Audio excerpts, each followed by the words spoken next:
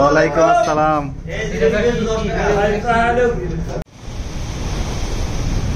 আমরা সিঙ্গাপুর থেকে ভিয়েতনামের উদ্দেশ্যে রওনা দিয়েছি এবং এই ভিডিওটা যখন আমি ধারণ করেছিলাম তখন ছিল রমজান মাস। তাই আমি আপনাদের সাথে আজকে শেয়ার করব যে শিপে কিভাবে ইফতার বা সেহেরির আয়োজন করা হয়। তো আমরা এই শিপে যারা চাকরি করতেছি সবাই বাংলাদেশি, সেই সুবাদে আমাদের শিপে খুব সুন্দরভাবে সেহেরি এবং ইফতার আয়োজন করা হয়।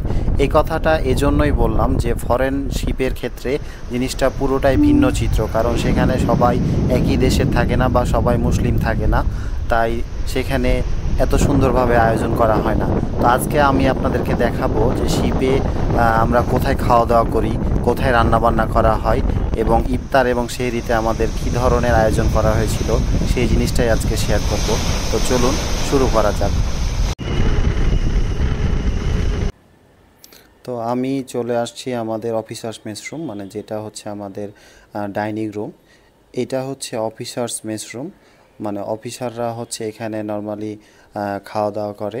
তো শিপে হচ্ছে প্রত্যেকটা অফিসারের জন্য আলাদা আলাদা চেয়ার বরাদ্দ।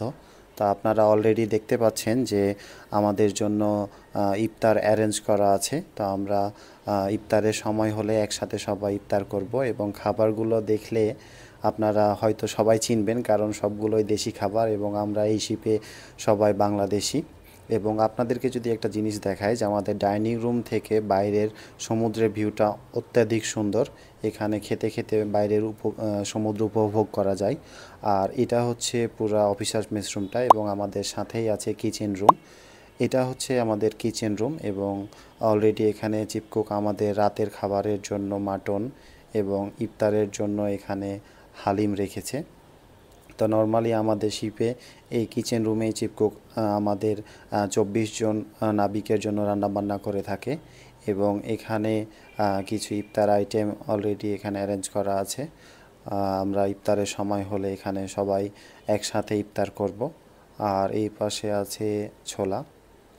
তো এই হচ্ছে কিচেন রুম, এখানেই নর্মালি আমাদের জন্য খাবার দাবার রান্না করা হয়। এবং এখন যেটা দেখছেন এটা হচ্ছে ক্রু মেসরুম, এখানে ক্রুদের খাবার দাবারের ব্যবস্থা করা হয় এবং তারা এখানেই খাওয়া দাওয়া করে থাকে।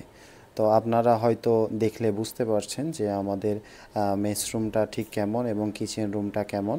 এবং এর পাশেই আছে একটা প্যান্ট্রি রুম বলে, এখানে থালা বাসন ধোয়ার কাজে ব্যবহার করা হয় এবং থালা বাসন এখানে রাখা হয়।